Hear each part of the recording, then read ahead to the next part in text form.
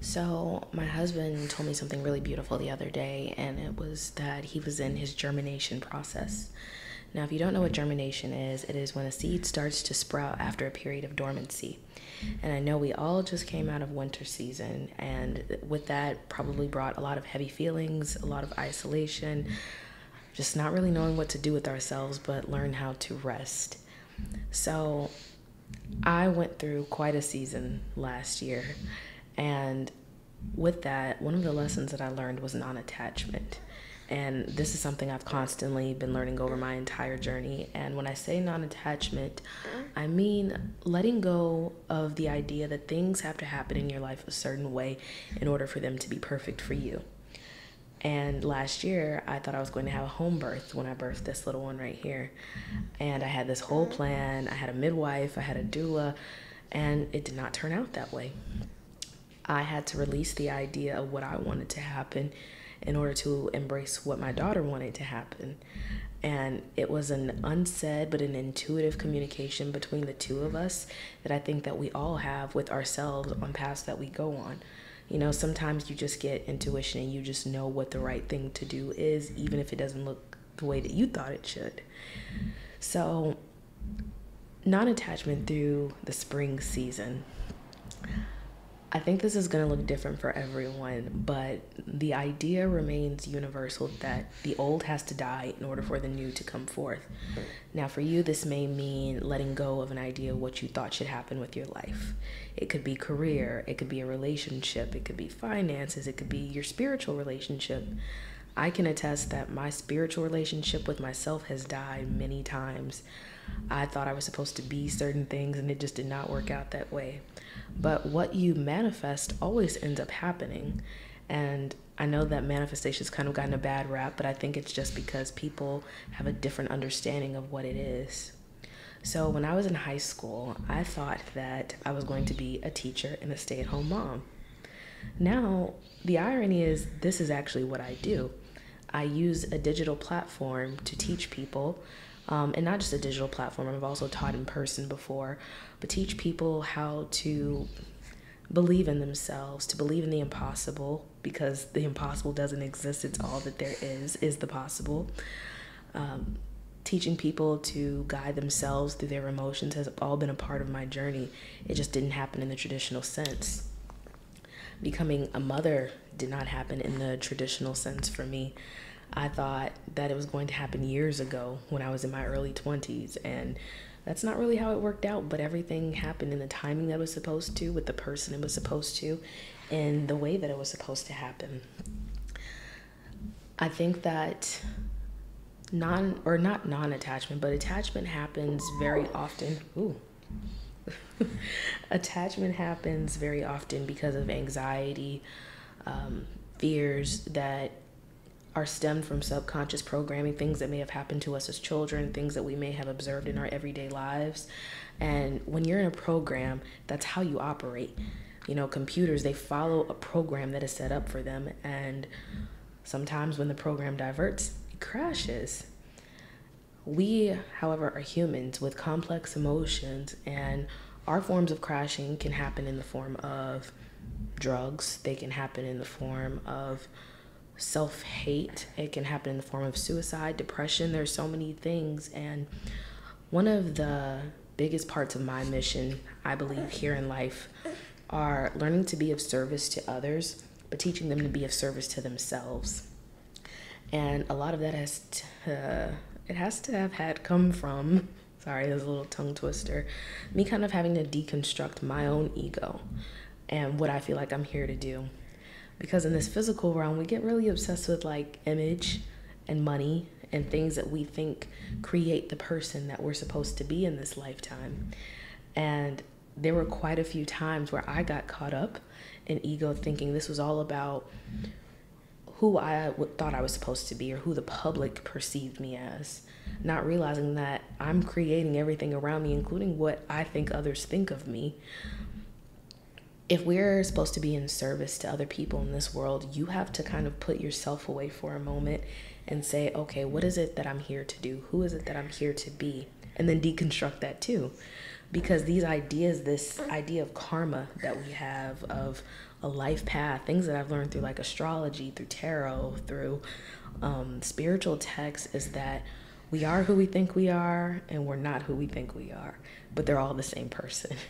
And I found the first time I heard this, it was a little confusing. I felt like it was redundant. I felt like it was a mixed statement. But I think that saying just basically means that we have this idea from the time that we're born of who we are. And slowly but surely, you go through things in life that kind of strip away this being that you know that you are. And then you meet people, you encounter situations that are meant to challenge who this person or who this being, this spiritual being is. Some people get lost forever. Some people find themselves again. And then some people tend to lose it. So to bring this in like with non-attachment, I've always tried to be as non-attached to this physical experience as much as possible, because death is going to come for everyone. But death is not something that always has to be mourned. I think it's something that can also be celebrated in some way, because it's transition. You know, I was excited to transition from being pregnant to being a mother. I was also excited to transition from being single to being in a relationship. But with those transitions come challenges. You know, the mind interpreting what we're going through can feel very painful at times, because when you have a set idea of who you think you're supposed to be in this life, and then that's challenged with new ideas, new desires, new wants, it can be confusing. Like you're literally ripping away the seams of this persona that you've been identifying with for so long. But I think that's also the beautiful part about change, because when those seams start to come apart, you start to just see yourself as like this light being who takes in each and every experience in their life and tries to find some good in it, to find how we can give back, how we can make the world a better place or serve out our purpose, whatever that looks like for you. I don't think this world is about perfection. I think it's about finding balance in everything. And that's something I feel like that's getting lost in this whole age of awakening and spiritual movement that is reoccurring right now, because this is not the first time it's happened. It's happened many times. This is not a perfect journey. This is not a one-way, one-stop shop. Like you're going to keep losing yourself over time and time again, to figure out who you truly are. Growth is the process of shedding. So here we are in this new season in spring, where things are just going to happen that you didn't expect. Feelings are going to happen. Every day to me is a lesson. I learn something new every day. And a lot of these thoughts are the same, but it's figuring out how to work with them. You know, I often wonder, is this my last day on earth? And if it were your last day on earth, what would you do with it? How would you view yourself? How would you view time? I think when we see a lot of movies, like, for example, I think one I've seen before, like The Bucket List, where you do all these things you never would have done if you knew that this was your last day on earth. And I like to kind of tackle that in as many ways as possible, because I know that life is precious and time is precious, and what we choose to do with it needs to involve kind of letting go. Letting go is not easy, because it's like you build up these bricks. You know what? I'm not even going to say bricks. I'm going to say mandala, when I pronounce that correctly, and how these monks create these beautiful images in the sand, and then they get washed away, and then they do it again. And I think that can be confusing for people too, because they're saying, well, you spent all this time developing this idea and this persona of who you're supposed to be or what you're supposed to do, for it to all fall away. Last year, I'm going to keep talking about this because I want to provide people with the same examples so you see the progress and the growth. When I started Tailored Healing Collective, which is the business that I have that's surrounding my name, I don't know what I thought it would be, but there was this initial meditation that I had at the beginning of my spiritual journey. And in it, I saw this space where people of all backgrounds were welcome to find out how to help heal themselves, help guide themselves, and to just learn from each other. And that was through many different paths, through Reiki, through yoga, through sound healing, you know, whatever it may be. Now, over the years, it has changed dramatically. the first thing I ever did was write an article about cannabis and how it had helped change my life. This moved on to my meeting my partner, and we started growing a garden together. It was mostly him, though. He's the hands of the operation. I was just supervising. So I started doing shirts, and that didn't really work out for so long because I wasn't passionate about just selling shirts. So moving on, when we moved into this home with our first child, I started selling affirmation cards, and I started teaching sound healing at a local yoga studio. And for me, my ego kind of got in the way with that, and I stopped doing that. I had a lot of self-doubt, and it kind of died off again. And I thought, well, what am I supposed to do? So then the third year came when I was pregnant with her, and I started experimenting with psilocybin, with microdosing, and getting to share an experience that I had in my earlier 20s. Was starting to resurface, and I felt the need to share with other people.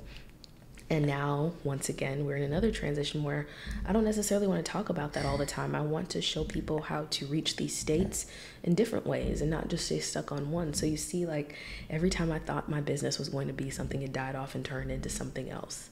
And I've heard this from a lot of great entrepreneurs. For example, I think I even heard this from the CEO of Netflix. And I don't know if we remember, if you are a millennial like me, that Redbox was once a thing. And I heard him on a podcast saying that he had to let it keep turning into something different in order to become what it was, which is now one of the most popular streaming services in the world right now. And Redbox didn't work out for so long, because time pushed it to turn into something else. Having that non-attachment from your original plan is something that can help you move forward. And I'm not going to say that that's an easy process. We all have this idea of what we think should happen, these people we think we should be.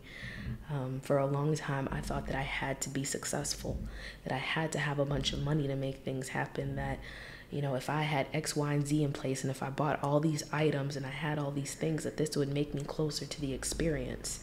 And I think the only thing that's really made me closer to the experience is realizing that I'm everything and nothing. And that even this thing that I'm doing right now is going to change. It's never going to stay the same. I learn that through my children every day as they get bigger and older and learn new things and try new things. They don't stay the same. We don't stay the same. We're still growing and evolving, even though I think the stage of adulthood kind of seems stagnant sometimes, like we're not really getting too much older and that we're just living in this. Like this isn't going to last. Me at home with these studio lights is not going to last. When I created I won't say the persona, but the moniker, the Sound Bowl Mom, we were living at my husband's father's house, and I would sit on the floor in my free time when I had my son. He was about this size right now, and I would grab a couple of house plants that we had in the house, and I'll put them in front, and I would ring my singing bowl and put like some affirmations and captions in front of them. Now I've moved on to a professional podcast mic. I started a podcast last year, and you see how things aren't the same. They don't look the same anymore. And that's the beautiful part about growth. When you're not attached to the way something looks, you get to live in the experience of seeing the transformation and the growth throughout the process. So as we move through the spring season, I think the best advice I can give is embrace the newness, embrace the mystery of life and where it may go for you. Never stay comfortable, always stay open to exploring who you are, who you could be.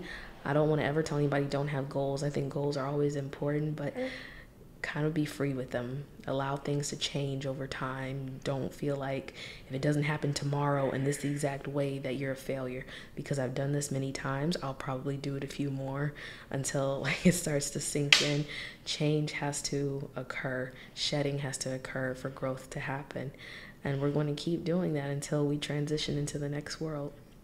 So I hope you enjoyed this video. If you do, hit the like button. Tell me what your favorite part of transformation is about transformation is in the comments. And I look forward to talking again. Until next time.